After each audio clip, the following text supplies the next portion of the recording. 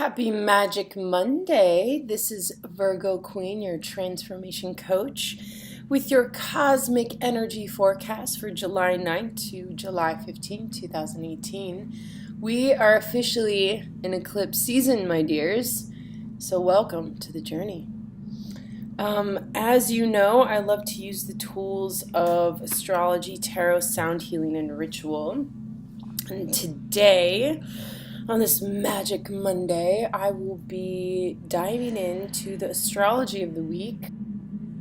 We'll pull a goddess card to see which goddess will guide us this week, and a message from Gaia.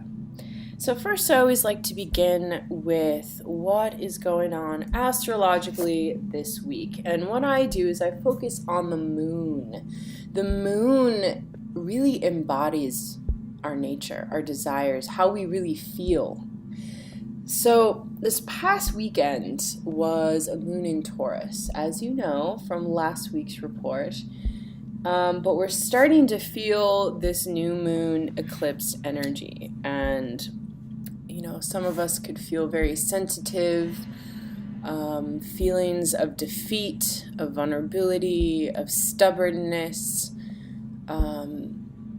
Taurus really brings up, what is it that we really desire on a long term, but also makes us face our own issues with power struggle, what we, put all our energy to. Is it giving back?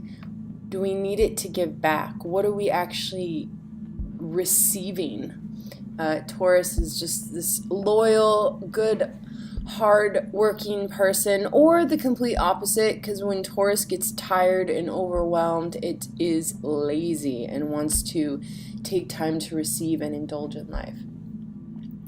So just with this weekend of looking at our indulgences, where we give our power away, what we belong and not belong to, we're going to be moving into a moon in Gemini on Monday. So in the morning, we'll still feel this Taurus energy until the moon ingresses in the afternoon in Gemini. And Gemini energy is going to really intellectualize and explore these different feelings through different tools, through different consciousness.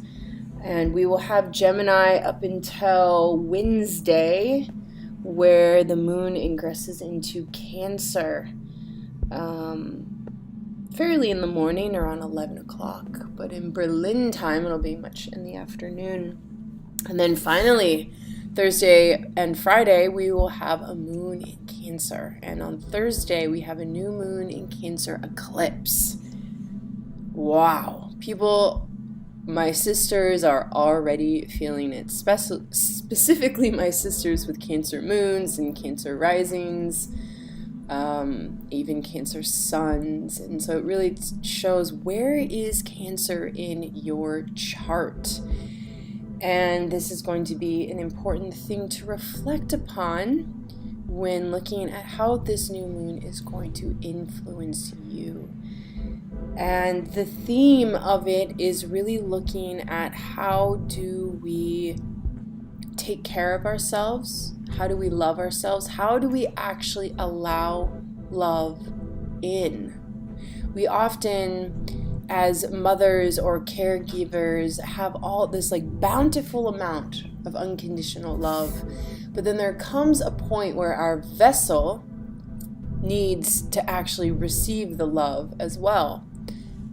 And this is a time where there needs to be more time for stillness, more time of listening to the divine and the divine within you. And what this means is really embodying the goddess. And the goddess is not going to just get up and do things without purpose, without meaning, without a symbolic truth. And I know in this big world of Western ideologies of just going and doing, surviving, doing, surviving. It's really about learning to thrive, learning to call in the powers of your own soul, the powers of the cosmic soul, and let that move you when the time is right. And so what's going to be coming up for us, a lot of time new moons are this like detoxing effect. And our subconscious is looking at the habits, the feelings, the thoughts are bombarding us and blocking us from our truth. You know, I work with consciousness, divine consciousness. And divine consciousness is about looking at both the stuck energy and the flowing energy, and how it lives in the mind, how it lives in the body. And we're going to experience this very much in the body and in the consciousness. So we really need to be mindful of what thoughts are we thinking. Are we laying on the couch thinking that we're fat and lazy? Or are we laying on the couch, oh, I am a divine goddess and I'm relaxing and indulging in this divine moment? There's different ways how you can approach it. And what we're going to really see is what lens are we looking at? How are we seeing life? Are we looking through the lens of a victim? Cancer energy really tends to fall into this victim martyr if the energy is stuck. And how it empowers itself is by detoxing those thoughts, those feelings, and transforming it into something much more richer. Cancer also deals with karma and holding on to the things of the past that no longer serve. And this is a profound time to truly let go of the past, of the karma, of the pain, of the suffering. It's time to stop. It's time to start feeding yourself true nourishment. And this nourishment is story. This nourishment is symbolic messages. This nourishment is not believing in those negative thought forms, not believing that you are unlovable. That is the greatest illusion of all, that there is no love in the world, when we are all made of love. Every single cell is made of love. So please remember that during this new moon, no matter where it is affecting you, remember that you are made from the matter of love. And then we have an amazing Friday the 13th with the moon in Cancer. So there still might be, even after, new moons, you really feel the energy before, and like then it peaks on the new moon, and the 3 days after is like the really good time where you start gaining clarity back, because you kind of detox and spewed enough of the negative out, and you're able to then move forward after the next 3 days. And working with the goddess on Friday the 13th. Friday the 13th is a magical goddess day, and obviously patriarchy has made it into this superstitious bad luck day. And let me tell you, I have had nothing but amazing magical things happen on the days of Friday the 13th. So every good witch knows that is a good day to work with your goddess energy. By the weekend, Saturday, Sunday, we're going to have a Leo moon, which will help get us back into the glory of our heart, that will make us feel our strength once again and trust in the divine will of heaven. So keep your faith. Know, however dark and deep that you may wallow, my dears, it is making you stronger. And I want to remind you that you are creating space for something new, something big, something real to come into your life. And right now you have all these weeds in your garden, and it's time to start harvesting, to start letting go of all those weeds. Literally go and pluck them out of your soul, your soul's garden, and leave this vacant emptiness It's time to become empty and vacant of what we do not know, because this is the time where we can create. So, the goddess that will help us with this week's energy is Sulis, the bodies of water. Now, I called in and I asked, all right, goddess, we need someone to really help us during this new moon in Cancer. Who will help guide us? And it is Sulis, bodies of water. Isn't that perfect? And she says, spend time near water such as a lake, river, or the ocean to recharge your batteries. Water's current effects are well known and well documented. Since the human body is composed almost entirely of water, this makes sense. Water can wash away sadness, pain, and the ill effects of suffering. Engage in purification rituals involving water more often, and you'll experience an uplifting in your spirit and outlook. Water's magical properties are amplified when you infuse it with your prayers and intentions. Whether you soak in a sea bath or bathe in a freshwater spring, you're sure to see the difference that water will bring. So go for a meditation, walk near water, take a vacation near water, move to a home situated closer to the body of water, swim, take a sea salt bath, detox your energetic and physical body, drink more water. Sulis is a Celtic sun goddess who oversees bodies of water associated with healing. The Fountain of Healing Water in Bath, England, is named in Sulis' honor. Call upon Sulis while conducting healing ceremonies involving water, while taking a revitalizing swim or bath, or when you need help arranging your schedule of finances to allow a trip to the ocean or lake. Oh, we will take you with us, dear goddess. Thank you so, so much.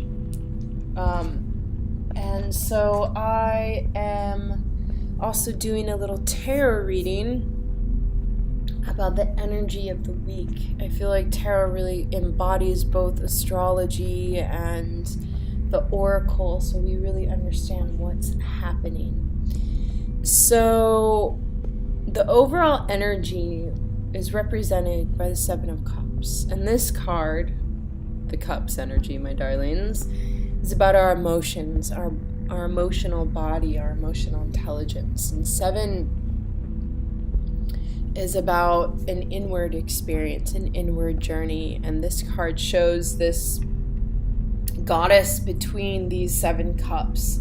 And there's water pouring into these cups. And she has a dove floating up the main cup that's sitting on her head. And this is really showing that we are exploring the infinite possibilities of creation. For us to get clear on what our true mission is, we often explore the many parts in which we can live our life purpose. Our life purpose is a theme, and that theme can spread into whatever we choose to do. And so it's through our choice as a soul, as a human, to choose that purpose, that vehicle, that job title, however you want to move through it. And so we're kind of exploring our fantasy realm. Cancer loves to explore the fantasies, the possibilities, the imaginational realm. And often do I find that heaven is found in our imagination. Yet the conflict for the week is the Star card, is the Goddess card, which I always find very interesting, especially on a new moon in Cancer, when the star in the major arcana is a new moon in Cancer. It's about laying in a bath and receiving the healing of the goddess. So it's really about receiving. It's not about doing. It's not about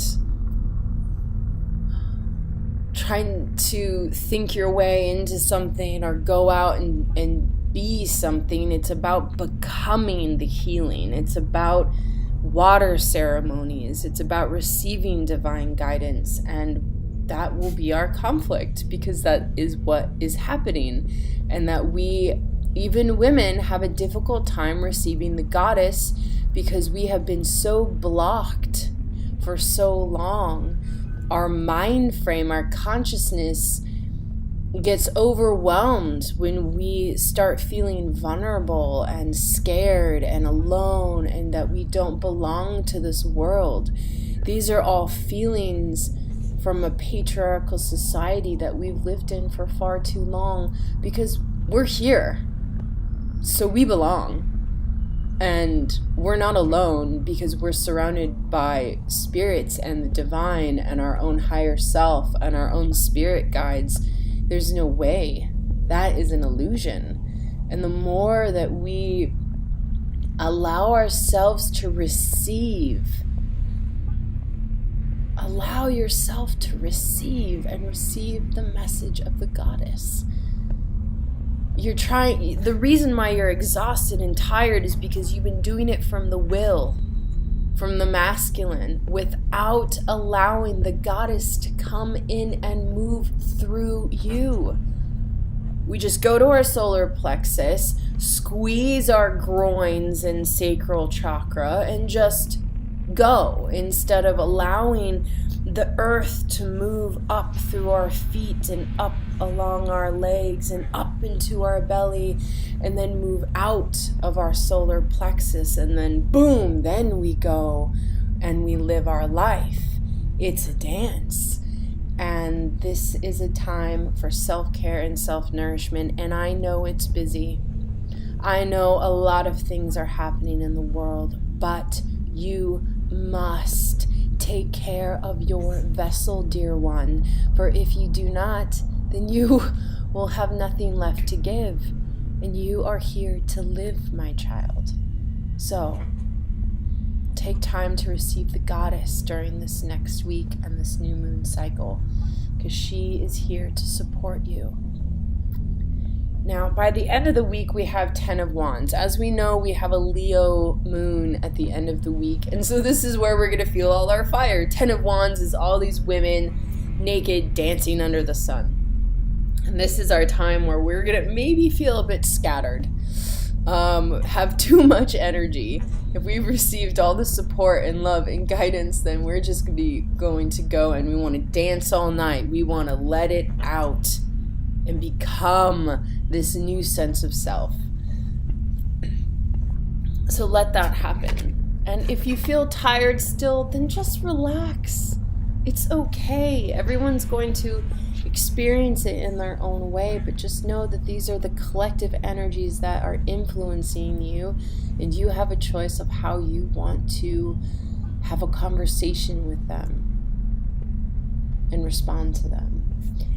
And the message from Gaia this week is heed the messenger. And we've had this a couple times already. So I really feel that we really need to listen right now. And so she says, it's easy to ignore the messengers and the signs they show you, especially when they bring a message you do not wish to hear. But now is not the time to ignore the messengers. Do not let your fear of change or discomfort silence their voices. It is time for you to stop procrastinating to see and to hear the truth and do what is necessary. Heed the messenger, for the wisdom they offer is born of your own intuition and need. And this, my dears, is where we must, again, take times of silence. And I want to be really, really clear that there are a lot of messages that we receive during our everyday moments. Right now, we have a moth dancing in my window. That, to me, is a message. But there are also